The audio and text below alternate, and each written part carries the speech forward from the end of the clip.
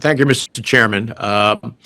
The defining feature of stablecoins versus other types of cryptocurrencies is that they claim to be backed by reference assets such as the dollar or another currency. However, without proper transparency, this only provides the illusion of stability for stablecoin investors. Madam Undersecretary, are market participants able to verify their portfolio holdings backing the stablecoins they invest in?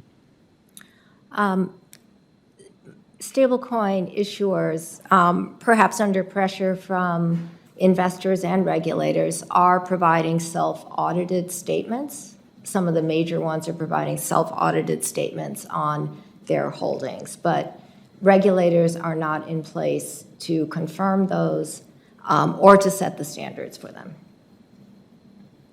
Well, I look at Tether, which is the world's largest stablecoin, which was created with the promise of a one-to-one backing with the dollar.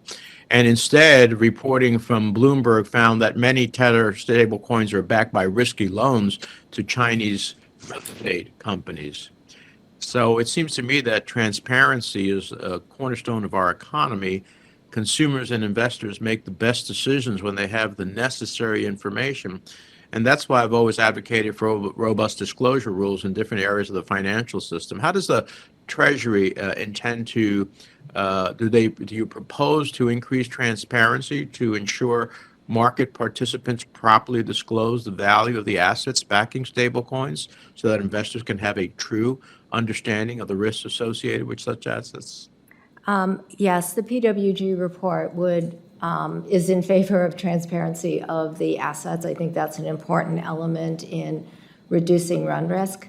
I would mention, however, that transparency and disclosure are not sufficient to address run risk, that there still needs to be a certainty about the backing and the ability to actually deliver to an investor if they redeem their stablecoin. So it probably requires more than disclosure and transparency.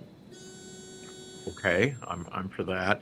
As stablecoins become more broadly used both as a payment method and as an investment vehicle, Congress and the financial regulators need to address their more illicit uses, including money laundering, fraud, and sanctions evasion. As the working group noted in its report, criminals often use the most common and liquid forms of value.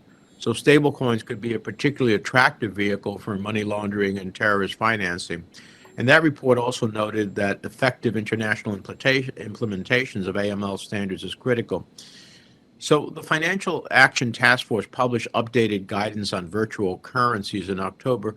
What's your understanding of the level of effective implementation by our global partners? Who's doing well and who's not? Yeah, the illicit finance issues are of serious concern to Treasury. Treasury has been leading the work in the Financial Action Task Force, as you mentioned. They issued a report. They are continuing to work on this. As I understand, implementation of standards is not even across jurisdictions.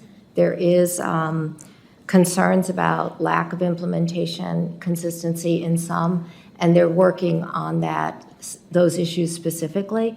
I think certainly my colleagues in FinCEN would be happy to follow up with you if you had additional questions.